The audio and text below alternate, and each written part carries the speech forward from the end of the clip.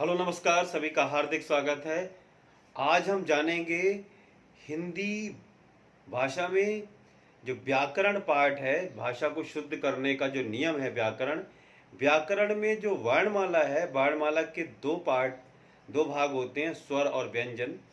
जो स्वर हैं, उन स्वरों को, उनका कितने स्वर हैं, उनका उच्चारण स्थान क्या है, उनके उच्चारण करते समय हमारे कंठ में कंपन होता है या नहीं, उसे घोष कहते हैं कंपन होने को, और नहीं होने को अघोष कहते हैं।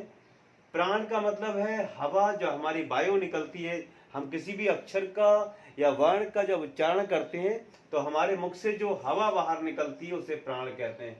तो जो स्वर है उनका उच्चारण स्थान कहाँ, कौन सा स्वर कौन से स्थान से उच्चारित किया जाता है मुख के, और जो कंपन उनके उच्चारण में होता है या नहीं होता है, उनके उच्चारण में मुख से हवा कितनी मात्रा में बाहर निकलती है, कम या ज्यादा है, हम जानेंगे। तो स्वर है अ, आ, ई, उ, ऋ, ए, ऐ, ओ, औ। अब जो आ और आ है, ये दोनों का उच्चारण कंठ से होता है। उसी प्रकार से ई और ई दोनों का उच्चारण तालु से होता है। दोनों आ कंठ से यहां से उच्चारण होता है। अ का, ई का तालु से होता है दोनों ई में।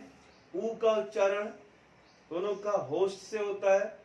ऋषि का उच्चारण मूर्धा मुख से होता है। और ए आए दोनों का उच्चारण होता है कंठ तालु दोनों को मिलाकर।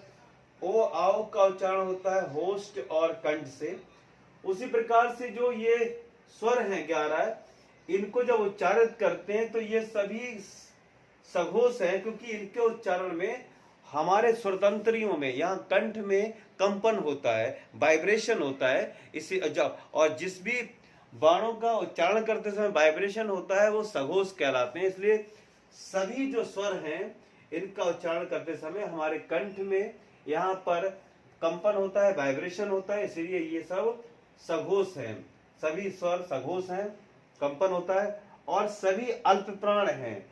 हम जब इनका उच्चारण करते हैं तो कंपन के साथ साथ, कंपन तो होता है लेकिन हमारे मुख से जो वायु है, हवा है, वो कम मात्रा में बाहर निकलती है।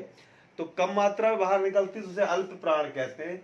इसलिए सभी स्वर अल्प प्राण है। उच्चारण में मुख से वायु कम मात्रा में निकलना उसे अल्प प्राण कहते हैं। उच्चारण में कंपन हो कंठ में उसे सघोष घोष कहते हैं।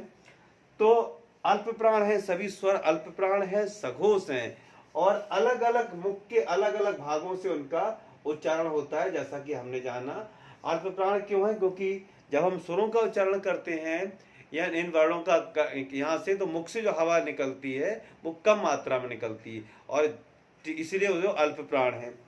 और सघोष क्यों है, क्योंकि ये सभी के उच्चारण करते समय हमारे कंठ में कंपन होता है, वाइब्रेशन होता है, इसलिए सघोष है। और आ कंठ से, ई दोनों तालु से, उ होस्ट, ऋषि मूर्धा, ए आए कंठ तालु, और ओ आओ होस्ट और कंठ। नमस्कार, फिर मिलते हैं।